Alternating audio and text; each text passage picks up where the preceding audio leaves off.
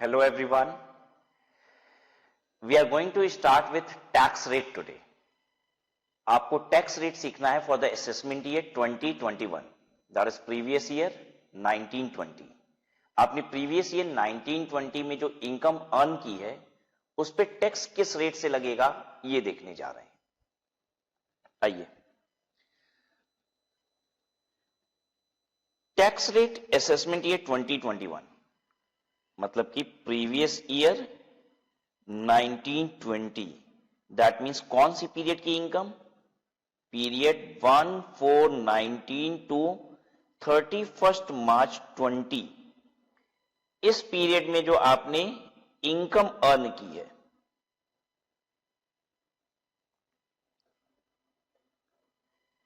आप यहां पे देखेंगे कि 3 डिफरेंट चार्ट है, 1, 2, 3. 3 डिफरेंट चार्ट है और इसमें अलग अलग रेट्स दिए हुए हैं, अलग अलग स्लैब रेट से. तो इसको समझने से पहले एक बात समझिए कि इंडिविजुअल को किस तरीके से डिवाइड किया गया है for the purpose of tax rates. An individual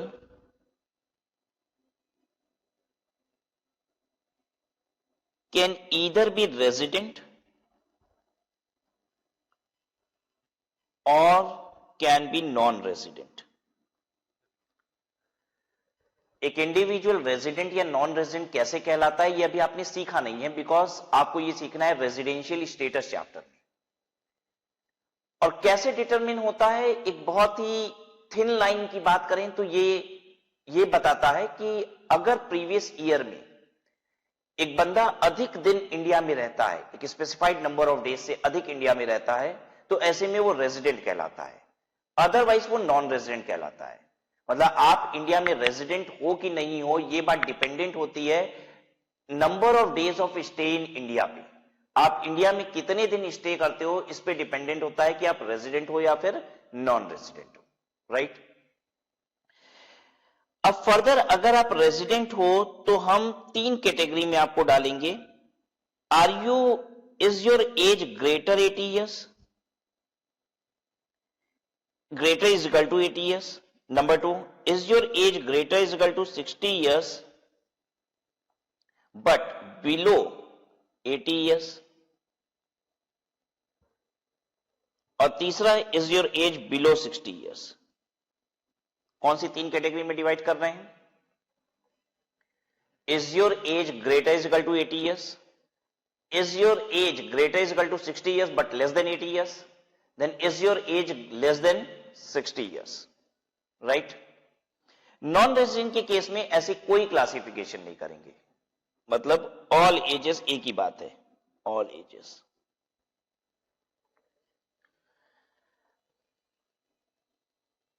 जो 3 स्लैब थे वो किन के लिए हैं अब आपको बताएं. जो greater is equal to 80 years है उनके लिए है पहला वाला स्लैब.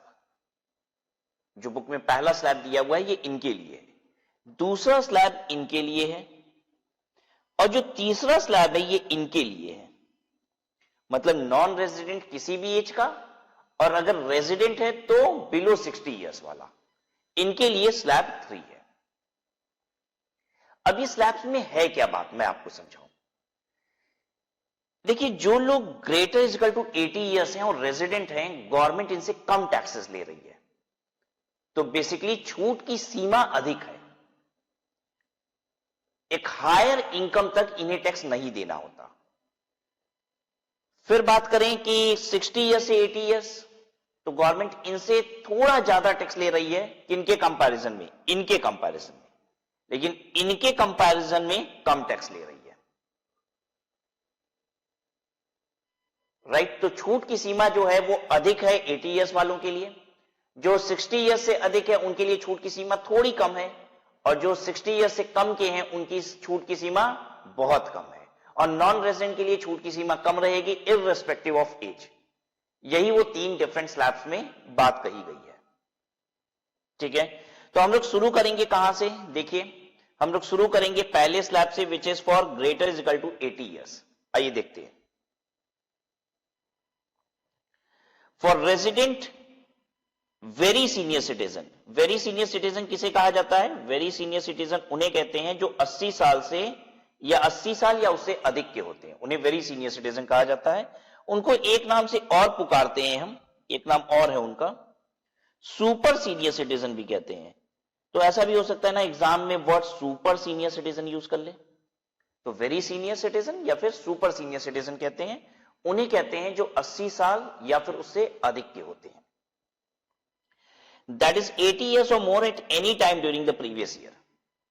एक बात बताइए, हम कौन से प्रीवियस ईयर का टैक्स रेट निकाल रहे हैं? We are calculating tax for the previous year 1920, ठीक है। इसका पीरियड क्या है? 1/4/19 से लेके 31 मार्च 20, इस पीरियड में जो आप इनकम कमाए उसका टैक्स निकाल रहे हैं। कहता है अगर वो बंदा साल में किसी भी दिन 80 साल का हो जाए, साल में किसी भी दिन 80 साल का हो जाए तो वो सुपर सीनियर सिटीजन कहलाएगा। मतलब वो 1 अप्रैल 2019 से लेके 31 मार्च 2020 तक किसी भी दिन 80 साल का हो जाए।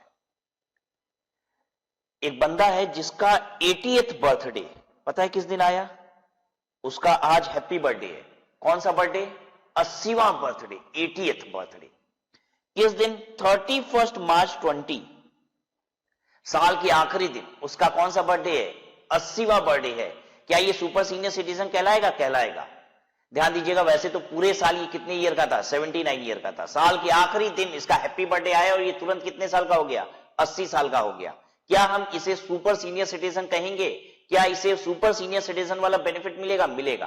कहता है साल के किसी भी दिन आप सुपर सीनियर बन गए, साल के किसी भी दिन आप सुपर सीनियर सिटीजन बन गए, 80 years और मोर हो गए, तो हम आपको सुपर सीनियर सिटीजन कहेंगे और आपको ये बेनिफिट दे देंगे।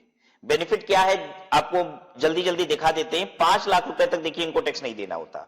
हालांकि जो सीनियर सिटीजन है उनको 3 लाख तक टैक्स नहीं देना होता और जो बाकी लोग हैं उनको सिर्फ 2.5 लाख रुपए तक उनका टैक्स मिल रहा है। तो यही फायदा है। तो कह रहा है कि आपको अगर सुपर सीनियर का फायदा लेना है ना, ठीक है, तो आप साल के किसी भी दिन सुपर सीनियर बन जाओ। साल के आखिरी दिन भी आपका हैप्पी बर्थडे आया और आप 80 साल के हो गए तो आपको बेनिफिट मिल गया। इसके बाद ब्रैकेट में कुछ बात लिखी हुई है, बॉर्न ऑन और बिफोर एक डेट लिखा है, अभी नहीं बताएंगे। अभी मैं तीनों स्लैब आपको पढ़ा दूंगा, उसके बाद आपको एक क्लैरिफिकेशन सिखाऊंगा सीबीडीटी की। वो क्लैरिफिकेशन सिखाने के बाद इस डेट पे वापस से फोकस करूंगा। तो अभी ब्रैकेट की बात को मत पढ़िए, ये मैं हाईलाइट कर दे रहा हूं, ये ब्रैकेट वाली बात अभी नहीं बताएंगे आपको। चलिए फिर से पढ़ते हैं। For resident very senior citizen that is 80 years और more at any time during the previous year, 0 से 5 लाख रुपए तक की इनकम पे टैक्स है निल। 5 लाख 1 रुपए से 10 लाख रुपए तक की इनकम पे होगा टैक्स 20% और 10 लाख रुपए से ऊपर की इनकम पे टैक्स होगा 30 लाख रुपए। कहने का मतलब यह है कि on first rupee 5 lakh, on first 5 lakh, पहले 5 लाख रुपए पे टैक्स कितना है? निल, कुछ नहीं। 5 लाख 1 से 10 लाख का मतलब हो गया अगला 5 लाख, जो आपकी इनकम का अगला 5 लाख है उस पे 20% है। ऑन नेक्स्ट 5 लाख आपको 20% देना है, ठीक है। और फिर ऑन रिमेनिंग जितना बच गया, उसके बाद जितना बच गया उस पर कितना देना है? 30%। आ रही बात समझ में? एक एग्जांपल से इस बात को समझ लें, बहुत जल्दी से एक छोटा सा एग्जांपल लेते हैं। ग्रेटर 80 years है, इंडिविजुअल है, टोटल इनकम जो है वो कितनी है? मान लीजिए 6,20,000 रुपए है, ठीक है। टैक्स कितना निकलेगा देख लीजिए। हम लिखेंगे ऑन 0 to 5 लाख, 0 से 5 लाख पे टैक्स निल। ऑन 5 लाख 1 रुपए से लेके 6,20,000 रुपए तक, 6,20,000 इसकी इनकम है। तो 5 लाख 1 से 6,20,000 का मतलब कितना हुआ? कितना हुआ डिफरेंस? 1,20,000। 5 लाख 1 रुपए से लेके 6,20,000 तक कितना हुआ? 1,20,000। 1,20,000 का 20% के रेट से लगेगा, कितना हो गया? 24,000। तो इसका टैक्स बनेगा 24,000। ध्यान दीजिएगा, ये मतलब नहीं है कि जिसका 5 लाख से 10 लाख के बीच इनकम है उसको पूरे पे 20% देना है। पूरे पे नहीं, पहले 5 लाख पे कुछ नहीं देना, 5 लाख के बाद जितनी इनकम होगी उसका 20% देना है। 5 लाख के बाद जितनी इनकम होगी उसका 20% देना है। कहां तक? 10 लाख तक। और फिर 10 लाख से ऊपर अगर जा रही है तो जितना 10 लाख के ऊपर जा रही है उसका 30% टैक्स देना है। आई बात समझ में? एक और एग्जांपल कर लें। ये हो गया हो आपका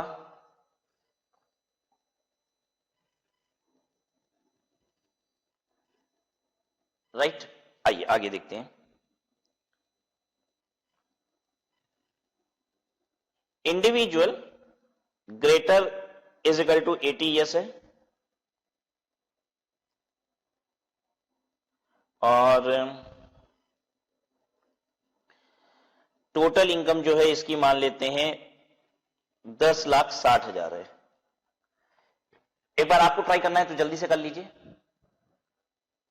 जल्दी से कर लीजिए, क्योंकि मुझे भी बड़ी जल्दी है इसको ट्राई करने की। ऑन 0 to 5 लाख नील, पहले 5 लाख पे कुछ नहीं लगेगा। ऑन 5 लाख 1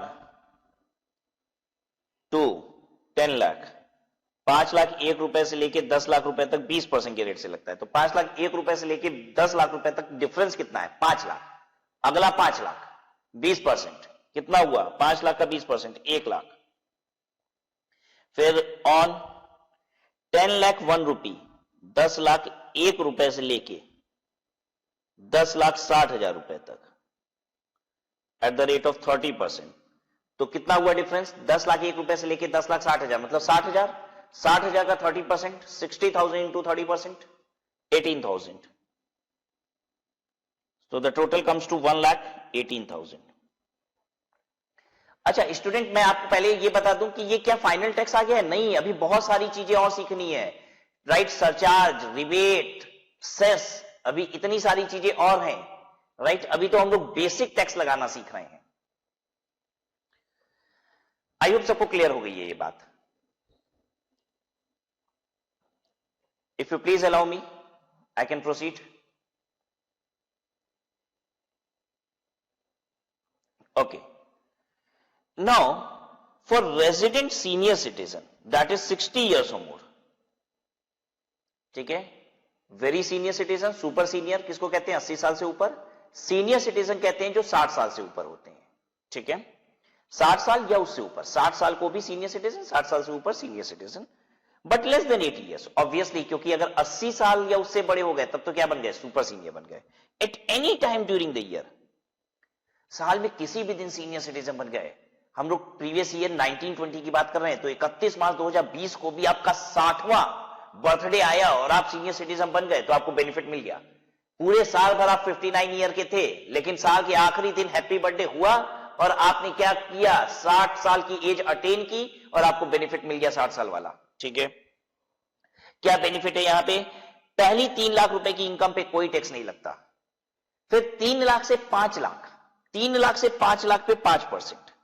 और देखिए 5 लाख के ऊपर तो सभी को बराबर टैक्स देना होता है। 5 लाख के ऊपर कोई परिवर्तन नहीं है, जो यहां पे था वही कहानी यहां पे भी है। 5 लाख से 10 लाख 20%, 10 लाख से ऊपर 30%। तो बस एक चीज याद रखनी है, सुपर सीनियर में 5 लाख तक टैक्स नहीं है और सीनियर में 3 लाख तक टैक्स नहीं है, लेकिन 3 लाख से 5 लाख पे 5% देना होगा। फिर 5 से 10 20 और 10 से ऊपर 30, ये सभी के लिए है। आइए बच्चों, एक सीनियर सिटीजन के लिए हम लोग क्या करते हैं? टैक्स रेट कंप्यूट कर लेते हैं। Example, greater is equal to 60 years का बंदा है, इंडिविजुअल है और टोटल इनकम जो है इसकी 5,20,000 है। चलिए कैसे कंप्यूट करेंगे? ऑन 0 to 3 लाख, पहले 3 लाख रुपए पे नील, कुछ नहीं लगेगा। ऑन 3 लाख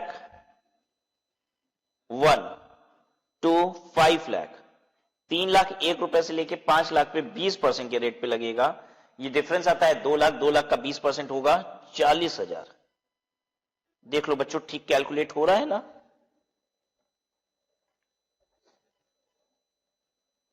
ठीक कैलकुलेट हो रहा है? बिल्कुल नहीं। क्या रेट से लगेगा?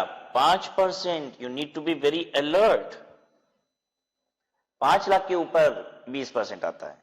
3 लाख से 5 लाख कितना हुआ? 2 लाख। 2 लाख का 5%, 2 लाख का 5%, 10,000। ठीक है। Then on 5 lakh 1 rupee to 5 lakh 20,000 at the rate of 20%, 20,000 का ये डिफरेंस हुआ 20,000, 20,000 का 20% 4,000, तो ये आ रहा है 14,000 रुपया। ये फाइनल टैक्स नहीं है हालांकि, ठीक है, अभी बहुत सारी चीजें इस पे और इंपैक्ट डालेंगी, राइट। अभी मुझे फाइनल टैक्स कैलकुलेट करने के लिए 3 चीजें और सीखनी पड़ती हैं, और वो है सरचार्ज, रिबेट, सेस। ठीक है। ये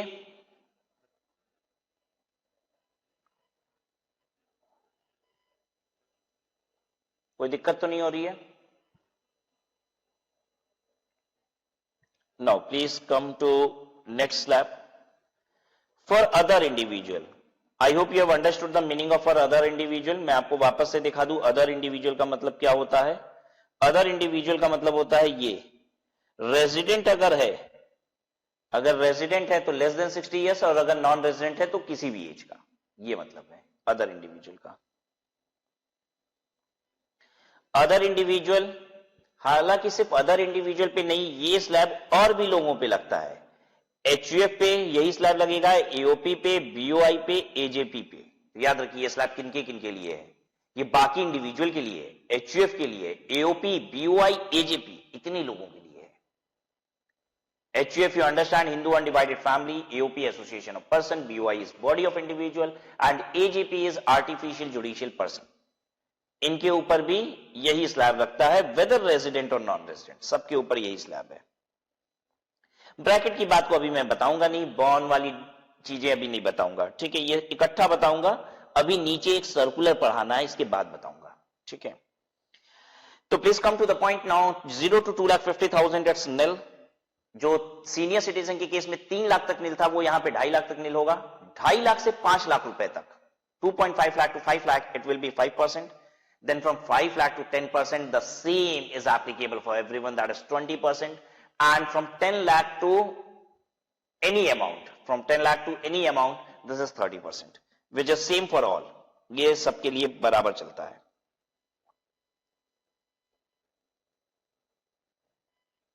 कोई तकलीफ यहां पे? Should we apply this slab? 2.5 lakh तक नहीं, 2.5 लाख से 5 लाख 5, 5 से 10 20, और 10 से ऊपर 30। आइए स्लैब अप्लाई करते हैं।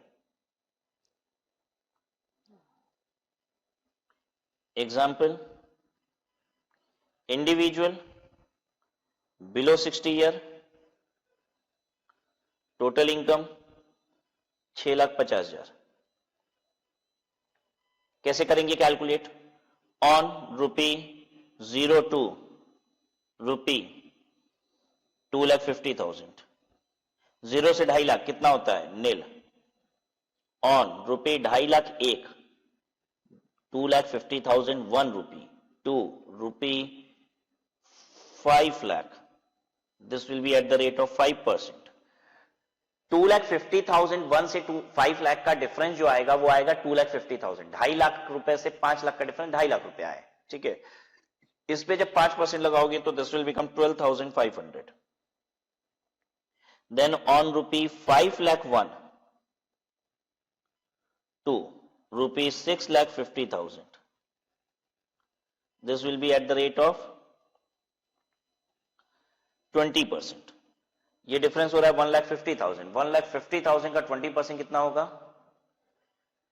30,000। The total becomes 42,500।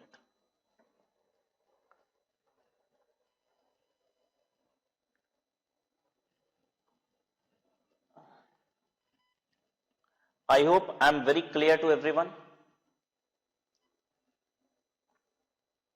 कोई तकलीफ तो नहीं हो रही है?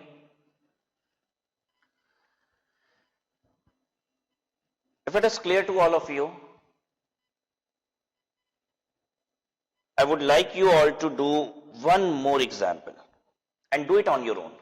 Do it on your own. An individual below 60 years total income is 12,50,000. Please do it yourself.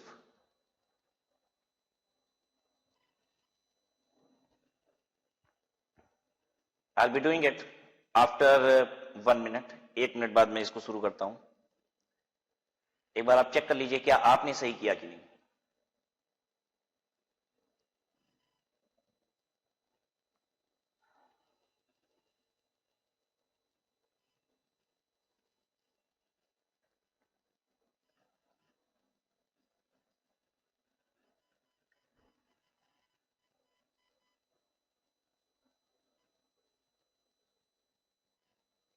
I have started, but I have started it silently. हल्ला नहीं करूंगा, आप करते रहिए.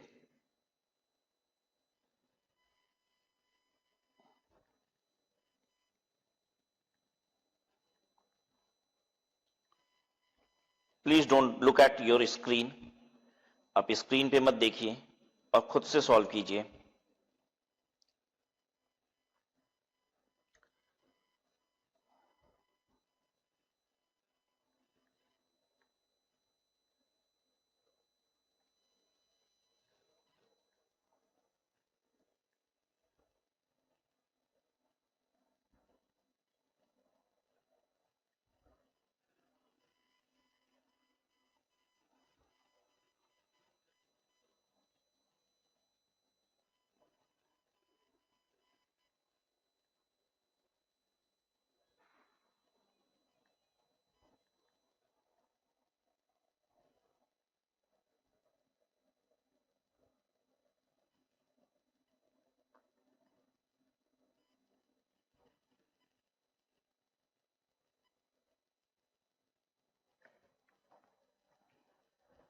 आइए अब देखिए स्क्रीन पे. 12,50,000 रुपए की इनकम है. ये इंडिविजुअल है बिलो 60 ईयर्स है, राइट. अच्छा, do you need to know whether the individual is resident और नॉन रेजिडेंट हियर. 60 साल से नीचे रेजिडेंट हो या नॉन रेजिडेंट हो, टैक्स तो एक ही लगना है, राइट. जब हम लोग यहां पे कर रहे थे ना इंडिविजुअल ग्रेटर 80 ईयर्स, तो ये रेजिडेंट था, ये रेजिडेंट था, क्योंकि अगर नॉन रेजिडेंट होता तब ये स्लैब थोड़ी ना मिलता. ठीक है. अच्छा, आ जाइए अब इस पे. इंडिविजुअल है, कोई भी हो, रेजिडेंट हो नॉन रेजिडेंट हो, स्लैब तो एक ही लगना है. 2.5 लाख तक ही छूट मिलनी है. 0 to 2.5 लाख नील हो गया. 2.5 लाख 1 से 5 लाख डिफरेंस आता है 2,50,000. 2,50,000 का 5% होता है 12,500. Now from 5 lakh 1 to 10 lakh the difference is 5 lakh rupees. 5 lakh का 20% होता है 1 lakh. Now above 10 lakh it is 2,50,000. From 10 lakh 1 to 12,50,000, the difference is 2,50,000, and the 2,50,000 into 30% comes to 2,50,000 into 30% comes to 75,000. ये हो गया टोटल.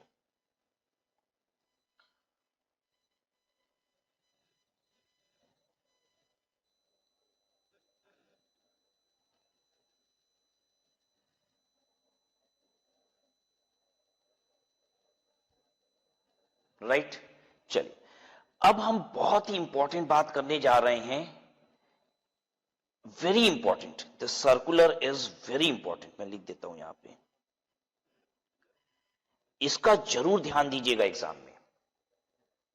क्या है ये सर्कुलर? ये सर्कुलर कहता है कि all those who are born on 1 April, all those who are born on 1 April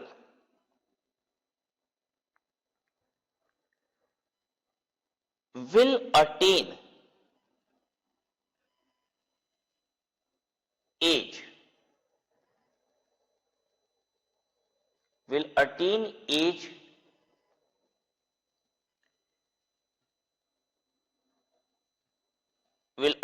age a day before their birthday.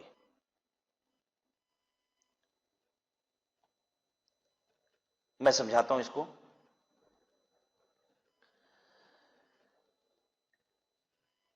देखिए, अगर कोई बंदा 1 अप्रैल 2006 में पैदा हुआ है, कोई बंदा 1 अप्रैल 2006 को पैदा हुआ है, ठीक है, तो इसका पहला बर्थडे कब आएगा? फर्स्ट बर्थडे बताइए, पहला बर्थडे इसका कब आएगा? 1 अप्रैल 2006 को पैदा हुआ, इसका पहला बर्थडे कब आएगा? पता है पहला बर्थडे कब आएगा इसका? 1 अप्रैल 2000 बोलिए 2007। लेकिन 1 अप्रैल 2006 से 1 साल कब पूरा होता है? प्लस 1 ईयर, 1 साल पूरा होता है 31 मार्च 2007 को। 1 साल ऐसे ही पूरा होता है। एक बताइए, 1 जनवरी से 1 साल कब पूरा होता है? 1 जनवरी से 1 साल पूरा होता है 31 दिसंबर को। 1 जनवरी से 1 साल पूरा होता है 31 दिसंबर को, ना कि 1 जनवरी को। 1 जनवरी से अगला साल शुरू हो जाता है। लेकिन बर्थडे के केस में ऐसा नहीं होता। अगर हम 1 जनवरी को पैदा होते हैं तो क्या हम 31 दिसंबर को बोलते हैं हम 1 साल पूरा हो गया? नहीं। 1 जनवरी को अगर हम पैदा होते हैं ना, तो अगले 1 जनवरी को ही हम बोलते हैं कि मेरा पहला बर्थडे है। तो बर्थडे का कॉन्सेप्ट है कि डेट पे ही आप पहला बर्थडे बोलोगे, राइट? लेकिन अगर हम ईयर की बात करें तो वो 1 दिन पहले पूरा हो जाता है। क्या आप मेरी बात समझ पाए? अब सीबीडीटी भी यही सर्कुलर दे रही है। क्या कहती है? कहती है कि अगर आप 1 अप्रैल को पैदा हुए थे, अगर आप 1 अप्रैल को पैदा हुए थे, तो अगले 1 अप्रैल को आपका एक पर्टिकुलर एज अटेन होगा। 1 अप्रैल को पैदा हुए थे तो हर 1 अप्रैल को आप कोई ना कोई एज के अटेन हो जाओगे कि ये पर्टिकुलर एज आपकी हो गई। लेकिन सीबीडीटी कहती है कि हम उसके 1 दिन पहले ही 31 मार्च को ही मान लेंगे कि वो एज आपने अटेन कर ली। क्या कहना चाहता है? Suppose your 60th birthday falls on 1/4/2020। आपका 60वां हैप्पी बर्थडे है। किस दिन? 1 अप्रैल 2020 को, ठीक है। तो आप 60 साल के कब हुए? 1 अप्रैल 2020 को। यानी आप सीनियर सिटीजन कौन से प्रीवियस ईयर में कहलाओगे? प्रीवियस ईयर 2020-21, इसमें आप कहलाओगे सीनियर सिटीजन। लेकिन सीबीडीटी क्या कह रहा है? कह रहा है कि अगर आपका 60वां बर्थडे इस दिन है तो हम ये मान लेंगे कि यू हैव कंप्लीटेड 60 ईयर 1 दिन पहले, 31 मार्च 2020 को। और ऐसा मानने से आपको फायदा दे रही है सरकार। अगर आप 31 मार्च 2020 को 60 साल के मान लिए गए तो आप प्रीवियस ईयर 2019-20 में ही क्या बन गए? Senior citizen. बात समझ में आई?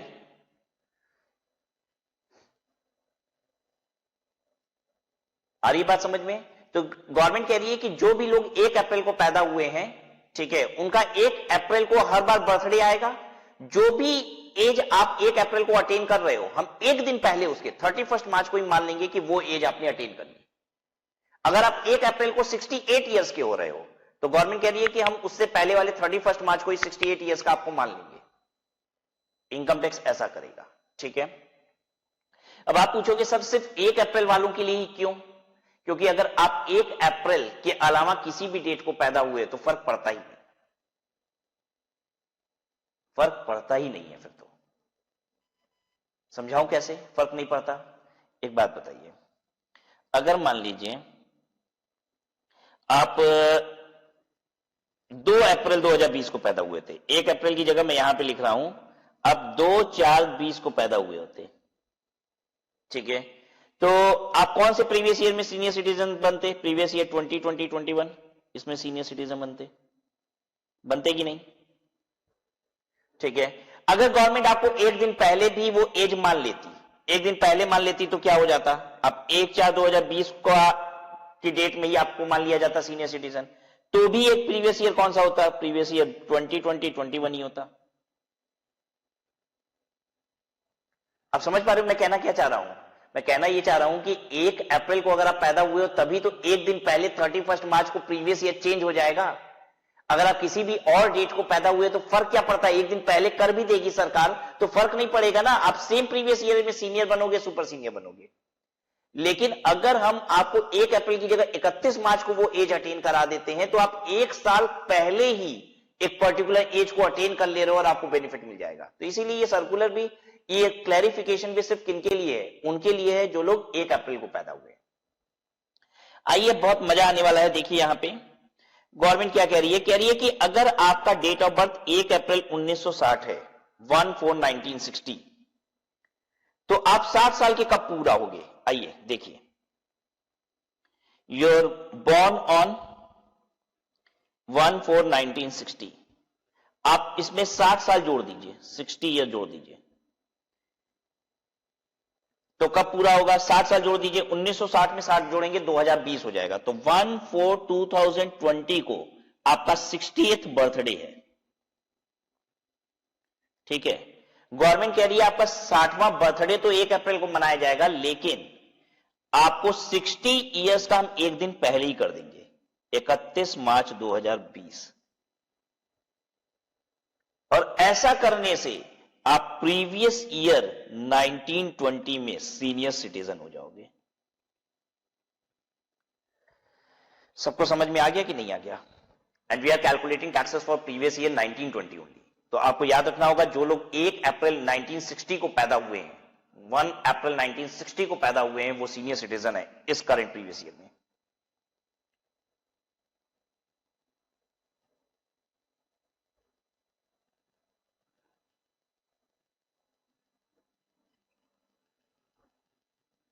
ठीक है, अब एक चीज और देखिए, बॉर्न ऑन 1/4/1940, 80 साल कब पूरा होगा? जोड़िए 80 साल, तो 1/4/1940 में 80 जोड़ दीजिए तो आएगा 2020। ये हो गया 80th बर्थडे।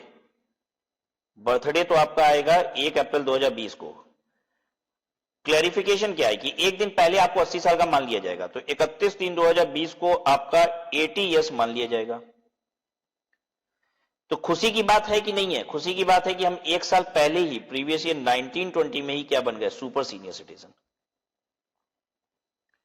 खुशी की बात क्यों है? टैक्स बचेगा।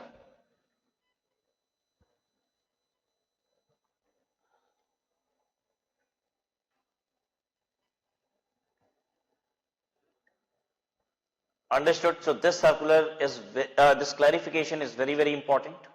इसका जरूर ध्यान दीजिएगा। और अब मैं क्या करता हूं, आपको वो ब्रैकेट वाली बात को समझा देता हूं जो ब्रैकेट में लिखा था मैंने। देखिए क्या लिखा था। देखिए यहां लिखा हुआ है बॉर्न ऑन और बिफोर अप्रैल 1 1940। तो मैंने दिखा दिया ना, 1 अप्रैल 1940 को जो पैदा हुआ है या उसके पहले पैदा हुआ है, वो 80 ईयर्स और मोर हो गया। तो आप ये डेट भी याद रख सकते हैं कि अप्रैल 1 1940 और before that the person is senior citizen. तो एग्जाम में जब भी क्वेश्चन आएगा, डेट ऑफ बर्थ लिखा होगा, तो फटाक से डेट ऑफ बर्थ से हमको याद आ जाएगा कि ये कौन है, सुपर सीनियर है, सीनियर है, क्या है। हम डेट ही याद कर लेते हैं, अप्रैल 1 1940 के पहले। अप्रैल 2 1940 से लेके अप्रैल 1 1960 सीनियर सिटीजन है। अगर इस पीरियड में अगर आप पैदा हुए थे ना, तो प्रीवियस ईयर 1920 के लिए आप सीनियर सिटीजन हो। अप्रैल 2 1940 टू अप्रैल 1 1960 एंड ऑन और आफ्टर अप्रैल 2 1960। अप्रैल 2 1960 के बाद अगर आप पैदा हुए हो तो आप क्या कहलाओगे? थर्ड कैटेगरी वाले, मतलब neither senior nor super senior, right. तो बेसिकली अप्रैल 1 1960 को मैंने दिखाया ना, अप्रैल 1 1960 से तो आप क्या बन जा रहे हो? Senior citizen. तो 2 अप्रैल 1960 या उसके बाद में आप क्या कहलाओगे? Other than senior and super senior citizen. तो बेसिकली इसके बेसिस पे मैंने ये ब्रैकेट में बात लिखी है आपके याद कर लेने के लिए, ताकि आपसे एग्जाम में गलती ना हो। हम डेट ही याद करा देते हैं। अप्रैल 1 1940 है उसके पहले, अप्रैल 1 1940 है उसके पहले सुपर सीनियर। अप्रैल 2 1940 से लेके अप्रैल 1 1960 सीनियर सिटीजन। 2 अप्रैल 1960 या उसके बाद third category, right.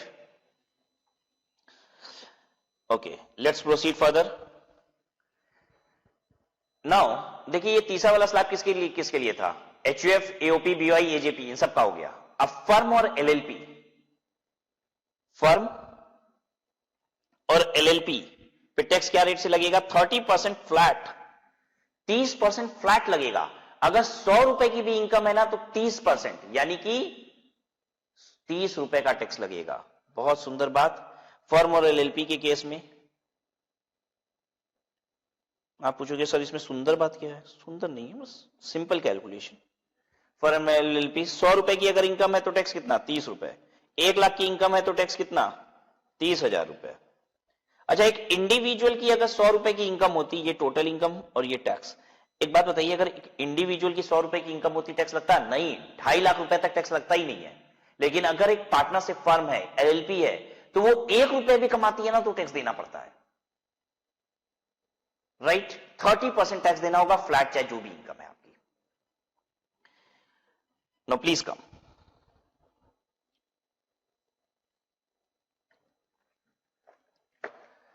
Domestic company, domestic companies के केस में आपको 4 रेट देखने को मिलेगा, 4 रेट देखने को मिलेगा। एक है 25%,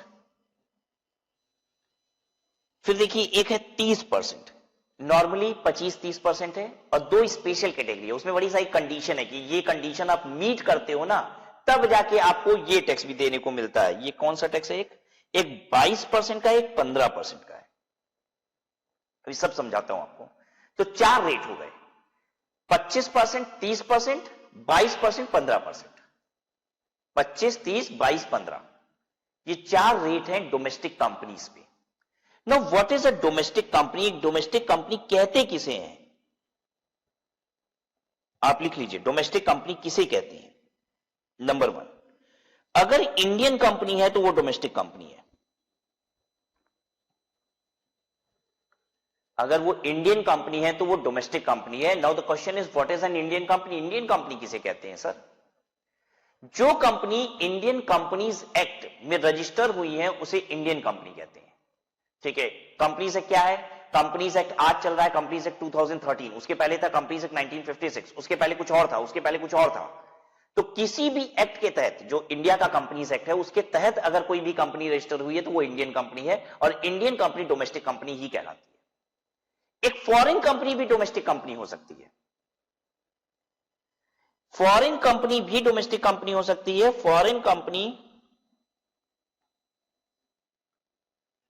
declaring and paying all dividend in India. ध्यान से सुनिए, ये क्या है? अगर कोई विदेशी कंपनी है वो अपना सारा डिविडेंड, मतलब जो भी प्रॉफिट का हिस्सा, डिविडेंड क्या होता है? शेयर होल्डर को जो हम प्रॉफिट बांटते हैं। अगर एक विदेशी कंपनी अपना सारा डिविडेंड का डिक्लेरेशन पेमेंट इंडिया में कर दे तो वो भी डोमेस्टिक कंपनी है। फिर से बताऊं डोमेस्टिक कंपनी क्या होती है? जो हिंदुस्तान में रजिस्टर्ड कंपनियां हैं वो डोमेस्टिक कंपनी है, और जो विदेशी कंपनियां हिंदुस्तान में ही क्या करती हैं?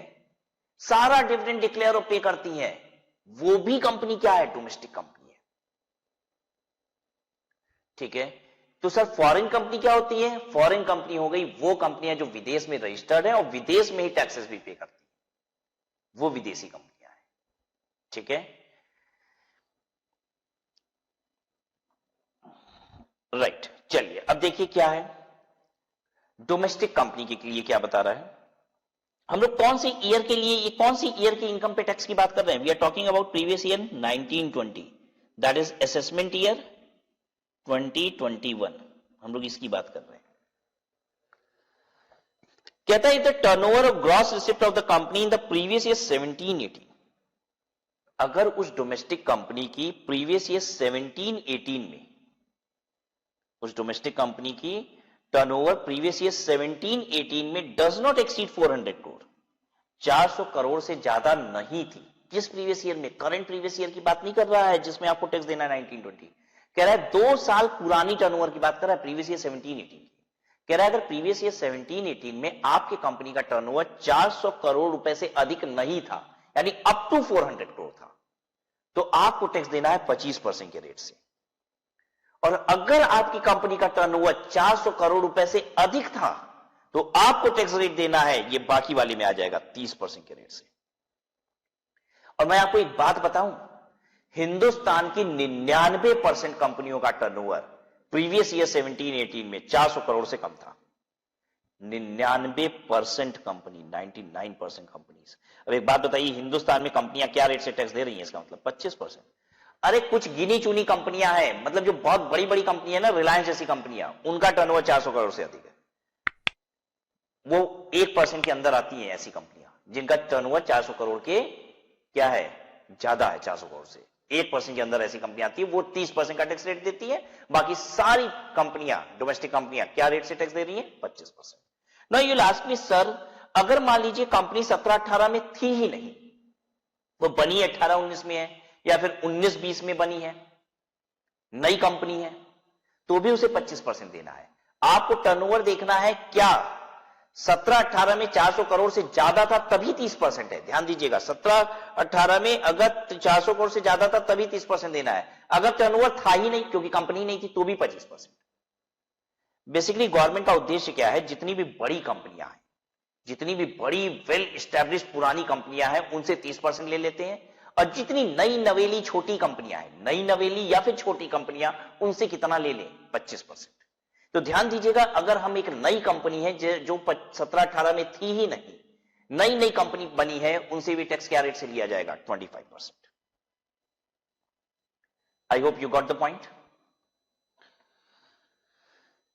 अब आइए आगे देखते हैं, ये 22% और 15% वाली कहानी क्या है। Tax on domestic company computed without any deduction. अभी आपको ये सब सेक्शन मालूम नहीं है, ये सब सेक्शन आप आगे चल के पढ़ेंगे, ठीक है। मैं आपको ऐसे बता दूं, ये 22% और 15% वाली कहानी क्या है। गवर्नमेंट कहती है तुमको 22% के रेट से हम टैक्स देने देंगे अगर तुम इनकम टैक्स में दिए गए बहुत सारे बेनिफिट को नहीं लेते हो।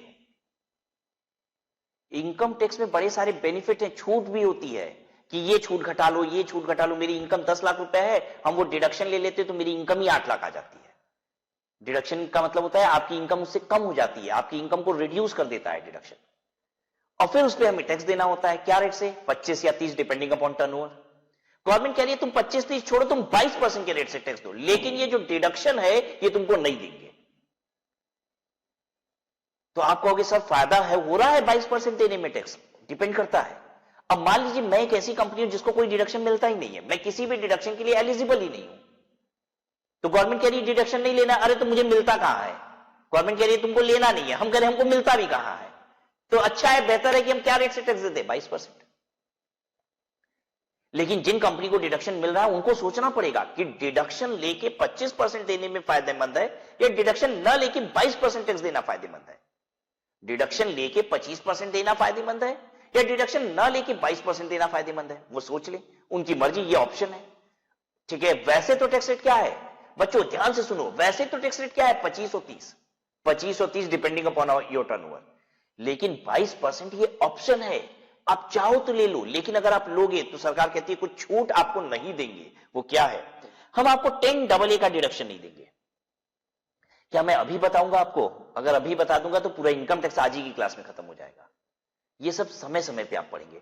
10AA में एक्सपोर्टर्स को बेनिफिट मिलता है, ठीक है, कुछ बेनिफिट है, एक्सपोर्टर्स की इनकम रिड्यूस कर दी जाती है।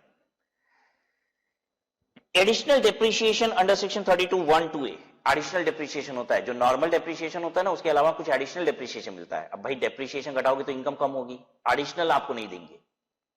गवर्नमेंट कह रही है हम आपको 32AD का डिडक्शन नहीं देंगे, 33AB का नहीं देंगे, 33ABA नहीं देंगे, 35 नहीं देंगे, 35AD नहीं देंगे, 35CCC नहीं देंगे, 35CCD नहीं देंगे, मत दो, कुछ मत दो। सरकार 3% की छूट क्या दे रही है, जान निकाल दे रही है, बात यही है, ठीक है। और deduction under chapter 6A part C नहीं देंगे। जो चैप्टर 6A में डिडक्शन होता है ना, विच ranges from 80C to 80U, ठीक है, उसमें से वो 3 पार्ट में डिवाइडेड है। बेसिकली 80C से लेके 80U 3 पार्ट में डिवाइडेड है। जो पार्ट C है वो आखिरी पार्ट है, वो शुरू होता है 80HS से, 80HS से लेके 80RRB तक। कह रहा है ये भी पूरा नहीं देंगे, 80HS से लेके 80RRB तक नहीं देंगे। बेसिकली इसके बीच में सेक्शन आता है 80IA, 80IB, ठीक है, IAC, ये सब आता है जिसमें बहुत छूट मिलती है नई नवेली कंपनियों को, ठीक है, वो सब भी नहीं देंगे। सिर्फ 80JJAA दे देंगे, कह रहा है। इनके बीच का एक सेक्शन है 80JJAA, ये दे देंगे। ये मोदी जी का पसंदीदा सेक्शन है, जब से बीजेपी की सरकार आई है 2014 से लेके अभी तक लगातार ये सेक्शन अमेंड होते जा रहा है। ये है क्या सेक्शन, मैं आपको बताऊं, ये इंप्लॉयमेंट जनरेशन सेक्शन है, ऐसे समझ लीजिए। गवर्नमेंट उन बिजनेसमैन को फायदा दे रही है जो नौकरी पैदा कर रहे हैं। अब आपको तो पता ही है देश में बेरोजगारी है, ठीक है, तो शायद बेरोजगारी से मीट करने के लिए सरकार क्या करती है, जो भी बिजनेसमैन रोजगार पैदा कर रहे हैं, नए लोगों को काम दे रहे हैं, उनको छूट देती है यहां पे, ठीक है। ये सेक्शन का बेनिफिट सरकार कह रही है हम दे देंगे, इसके अलावा कोई भी पार्ट सी का बेनिफिट नहीं देंगे चैप्टर 6A का, which ranges from section 80 HS to 80 RRB। क्या आपको ये सेक्शन अभी जानना है? नहीं बच्चों, ये सब हम लोग समय समय पे पढ़ लेंगे। अभी बस इतना समझ लो, बड़े सारे डिडक्शन जो मिलने चाहिए थे नहीं दे रही सरकार। अब लेकिन सोचो, मैं एक ऐसी कंपनी हूं जिसको कुछ मिलता ही नहीं है, ये सब मिलता ही नहीं है, तो उनको 22% में चल जाना चाहिए कि नहीं? चल जाना चाहिए, ठीक है। और देखो, without any set off of loss of any earlier assessment year if such loss is attributable to deduction in point number 1। क्या कह रहा है? आपको एक बात पता है कि नहीं, कि अगर मान लीजिए लास्ट ईयर मेरा माइनस प्रॉफिट था, -5 लाख, और करंट ईयर में मेरा प्रॉफिट है कंपनी का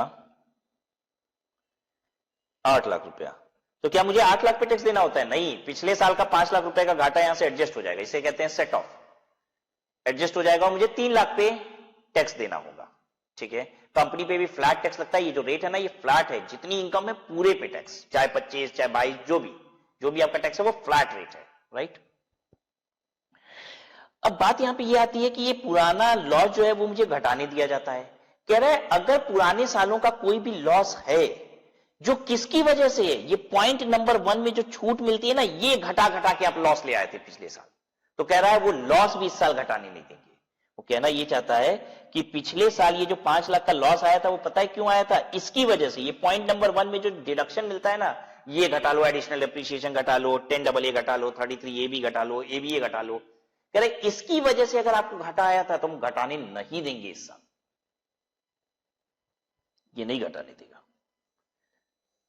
मतलब बाकी अगर बिना ये सब सेक्शन के घाटा आ गया था तब तो अच्छी बात है, घटाने देंगे, नहीं तो घटाने भी नहीं देंगे। मतलब अब तो ये सब डिडक्शन मिलेगा नहीं, पुराने साल का कोई घाटा है जो इन सेक्शंस की वजह से था तो भी नहीं देंगे, ठीक है। ये उनके लिए बात कर रहा है जो लोग 22% में आना चाहते हैं, उनको चेतावनी दे रहा है, ध्यान दो, ये सब तब बंद हो जाएगा, नहीं तो चुपचाप 25 देते रहो, चुपचाप 25% टैक्स देते रहो। और अगर 25 से 22% पे टैक्स देना है तो क्या करना होगा? पहले तो ये सारा बेनिफिट छोड़ दो, अब नहीं मिलेगा।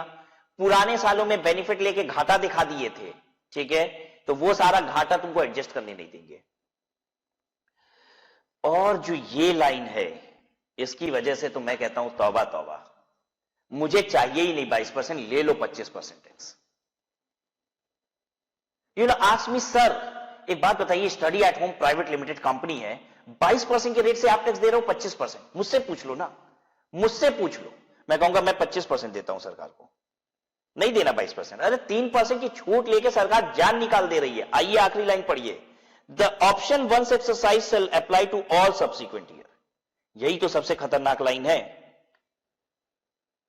कहता है एक बार तुमने 22% का ऑप्शन लिया तो जन्म जन्मांतर के लिए तुमको 22% पे टैक्स देना पड़ेगा, फिर वापस 25 नहीं बोल सकते। इसका मतलब यह हो गया कि अगर मैं 22% के रेट से टैक्स दूंगा तो जीवन में कभी बेनिफिट नहीं लूंगा। अरे आगे चल के सरकार को ज्यादा बेनिफिट दे दे तो पता चला हम 3% बचाने के चक्कर में सरकार का फ्यूचर में कोई भी बेनिफिट नहीं ले पाएंगे। तो भैया नहीं चाहिए ऐसा 3% का छूट, हमसे 3% तुम ज्यादा लो। कम से कम जितना कुछ तुम लोग बताओगे, अनाउंसमेंट करोगे, सरकार की जो भी बेनिफिट आती है उसके हकदार तो हम बनेंगे ना। सारे मतलब सारे बेनिफिट से हमको वंचित करके 3% की छूट नहीं चाहिए। तो believe me, I my self is paying 25% and I guarantee you Hindustan की ज्यादा से ज्यादा कंपनियां क्या रेट पे टैक्स देंगी? 25%। नहीं चाहिए उनको 22%। लेकिन आपको याद करना पड़ेगा एग्जाम में देने के लिए। एग्जाम में आपसे पूछेगा कि बताइए ये कंपनी ये सारे बेनिफिट नहीं लेती है, टैक्स रेट क्या है इसका? 22%। अब 22% से कैलकुलेट कीजिएगा, आपके लिए जरूरी है, ठीक है। प्रैक्टिकली लोग 25 दे देंगे, 3% है ना, बहुत अंतर नहीं है। अच्छा हाँ, जो लोग को 30% देना पड़ रहा है, जो लोग को 30% देना पड़ रहा है, वो लोग जरूर सोचेंगे। वो लोग सोचेंगे ये फायदा लिया जाए कि ना लिया जाए, ठीक है। क्योंकि फायदा लेंगे तो 30% और फायदा ना लेंगे तो 22%, तो उनको 8% का फायदा है। बड़ी कंपनियों को फायदा है 8% का, लेकिन मेरी जैसी छोटी कंपनियों को, 400 करोड़ से नीचे वाली कंपनियों को बहुत ज्यादा फायदा सरकार नहीं दे रही है। 3% का डिफरेंस है, और 3% बहुत मायने नहीं रखता। जहां पे मैं 25%, 22% दे सकता हूं, तो 25 भी दे सकता हूं। क्लियर हो गई बात सबको? तो ये कंपनियां देखेंगी, लेकिन मैं आपको बता दूं, ये जितनी बड़ी बड़ी कंपनियां ना, इनको फायदे भी बहुत होते हैं ये सब सेक्शन में। मुझे कम उम्मीद है कि वो सारी कंपनियां भी 22% ऑप्ट करेंगी। हालांकि वो 1-to-1 बेसिस पे वो लोग डिसाइड कर सकते हैं, वो अपना स्ट्रक्चर देख सकते हैं कि उनको कितना फायदा मिलता है इन सेक्शन से। ठीक है, राइट। वी डैम केयर, मुझे बस याद करना है कि there are certain benefits under the income tax, there are certain deduction under the income tax which are not allowed. Number 2, all those losses which are attributable to those deductions shall not be allowed to be set off, and once the option is exercised, this is for all the subsequent year, you cannot come out of this option. ठीक है, ध्यान दीजिए, अगर 25% पे tax दे रहे हैं ना, तो 4 साल बाद 22% तो ले ही सकते हैं, वो तो कर ही सकते हैं। 22 से 25 में नहीं जा सकते ना, 22 से 30 में नहीं जा सकते ना, 25 से 22 में आ सकते हैं ना, 30 से 22 में तो आ ही सकते हैं। ये तो एक ऑप्शन है 22%, जब चाहे जब अवेल कर लेंगे। ठीक है, आइए अब ये देखिए 15%। सुना होगा आपने make in India. Modi ji जब से आए हैं तब से एक रट लगा रखी है, make in India, make in India, Hindustan में माल बनेगा। और सच बात है, जहां जिस देश में माल बनता है ना, वहीं पे रोजगार पैदा होता है, वही देश ग्रो करता है, डेवलप करता है, क्योंकि वो माल बना के देश में भी बेचेगा, विदेश में भी बेचेगा। अगर हमारे देश में मैन्युफैक्चरिंग नहीं होती है, तो हम दूसरे देशों का माल खरीदेंगे, अपने यहां वो कंज्यूम करेंगे, और हमारे देश का पैसा दूसरे देश में जाएगा।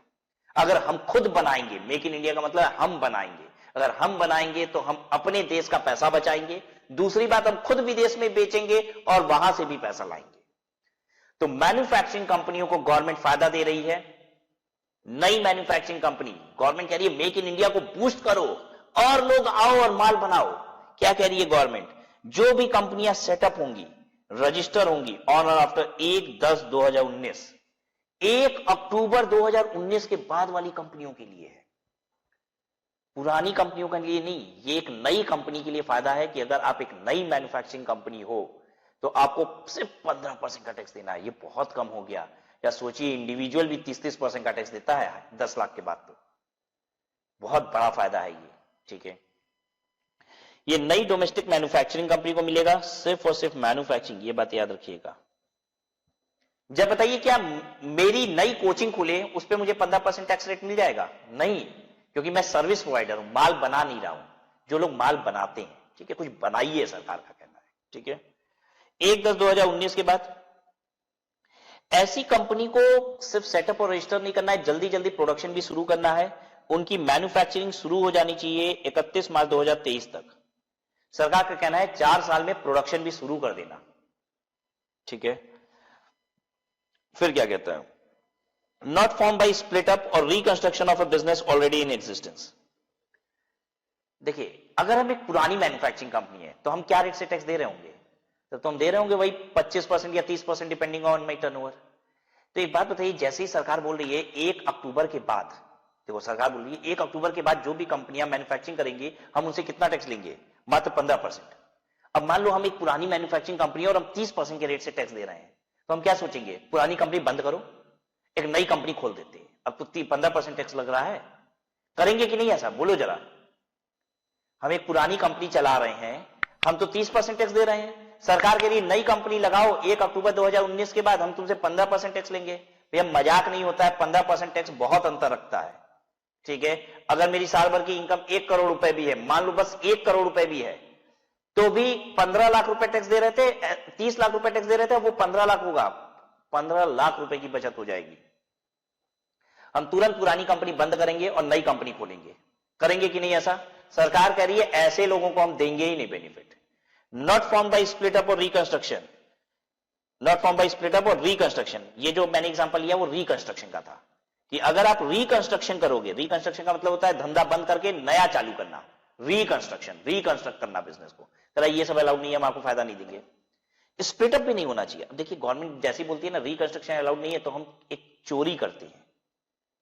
चोरी ये कैसी है? चोरी है, मैं समझाता हूं आपको चोरी क्या है। मेरी एक कंपनी है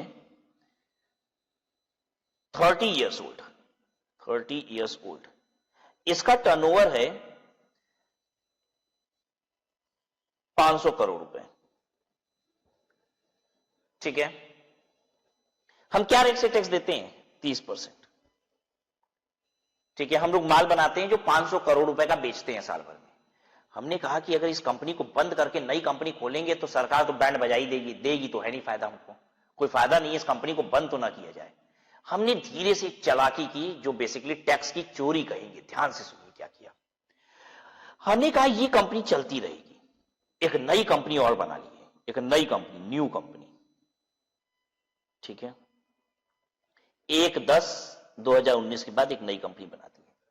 थोड़ा सा मशीन यहां से उठा के यहां ले आए, कुछ मशीनों को यहां ले आए और माल यहां भी बनाना शुरू कर दिया। इस कंपनी में भी माल बनाना शुरू कर दिया और यहां से अपना टर्नओवर कर लिए हम बेसिकली समझ लीजिए 400 करोड़ रुपए का, और यहां पे बच गया टर्नओवर अब सिर्फ 100 करोड़ का। मतलब ज्यादा माल नई वाली कंपनी में बनाने लग गए, पुरानी कंपनी को खोले रखे, क्योंकि सरकार को पता चल गया हम बंद करके खोले ना तो सरकार तुरंत कहेगी नहीं फायदा नहीं मिलेगा, जाओ।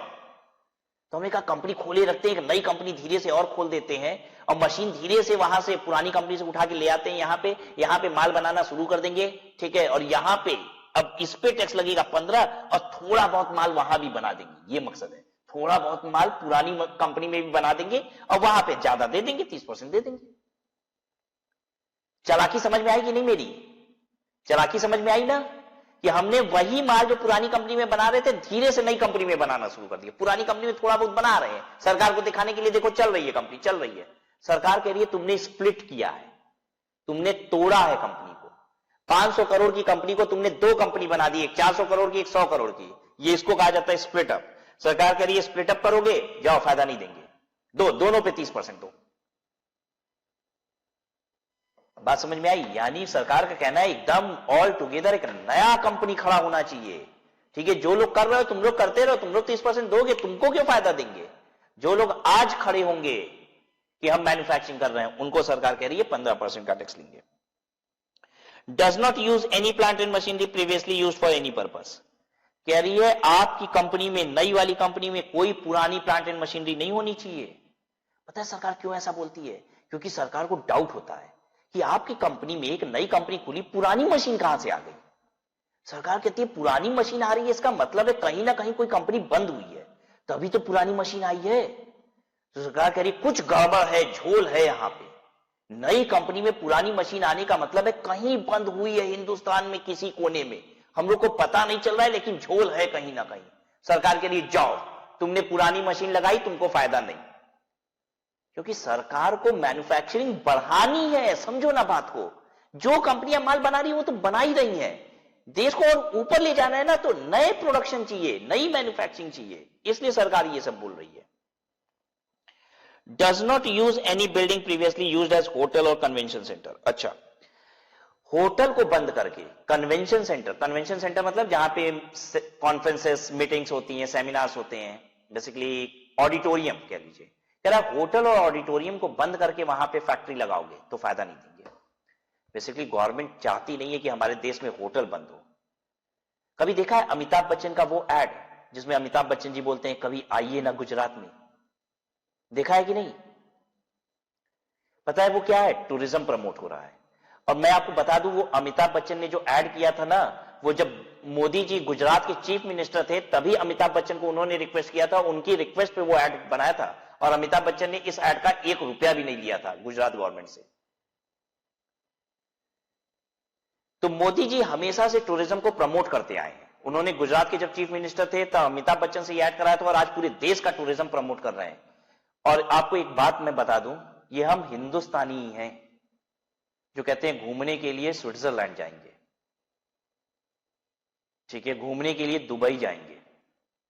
पूरी दुनिया सबसे ज्यादा घूमने पता है कहां आती है? इंडिया में, राइट? तो मैं आपको बताऊं, टूरिज्म से ह्यूज रेवेन्यू भी है हमारी गवर्नमेंट को, और गवर्नमेंट चाहती है टूरिज्म और ज्यादा प्रमोट हो, और ज्यादा इंकरेज हो। जितना लोग बाहर से घूमने आएंगे हमारे देश में पैसे खर्च करेंगे और हमारे देश की इकोनॉमी क्या होगी? ग्रो करेगी।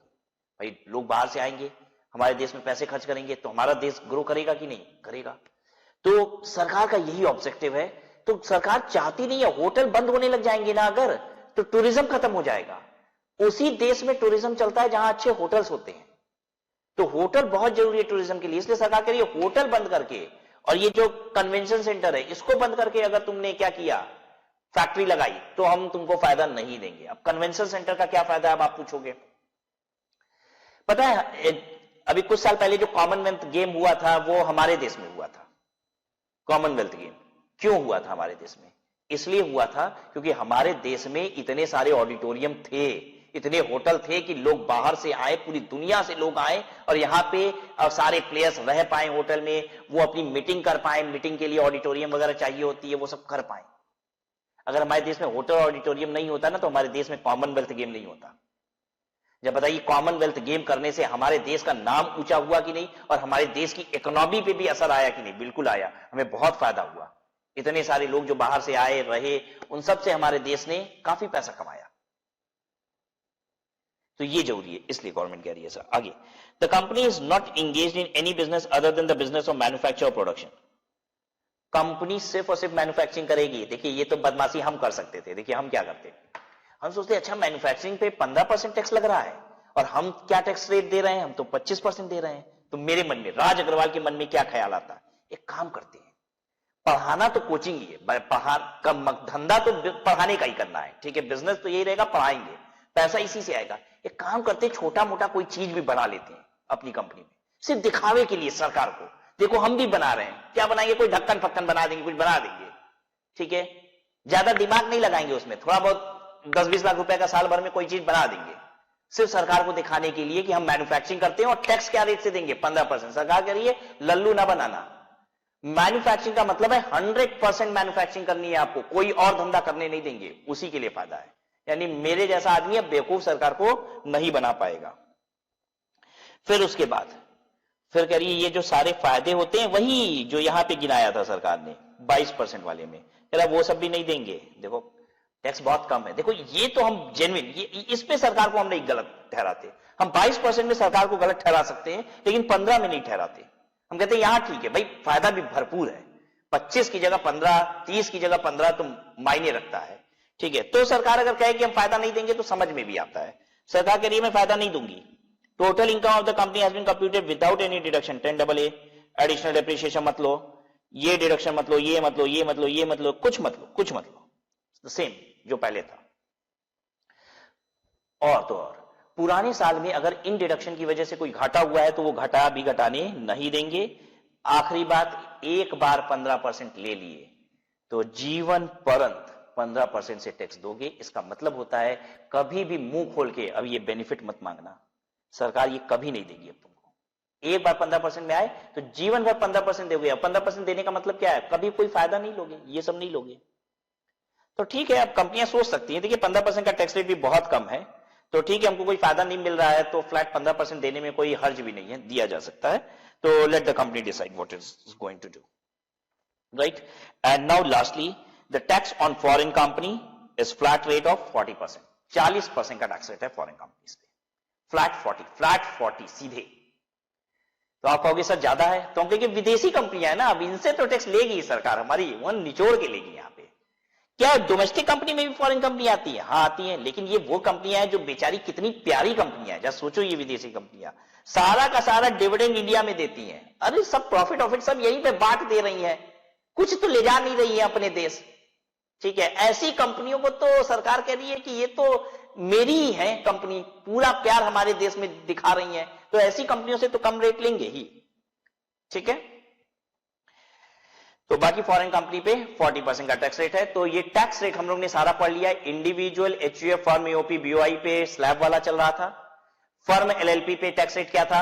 फ्लैट 30%। कंपनी पे 25, 22, 15, 30 चार रेट, और फॉरेन कंपनी पे 40%, राइट। इस टैक्स रेट के अलावा आपको अभी और भी चीजें पढ़नी है। सरचार्ज होता है, देन रिबेट होता है, सेस होता है, इन सब से मिला के पूरा टैक्स बनता है, राइट। तो ये सब हम देखेंगे आपके साथ अगली क्लास में। आज की क्लास यहीं पे स्टॉप करते हैं।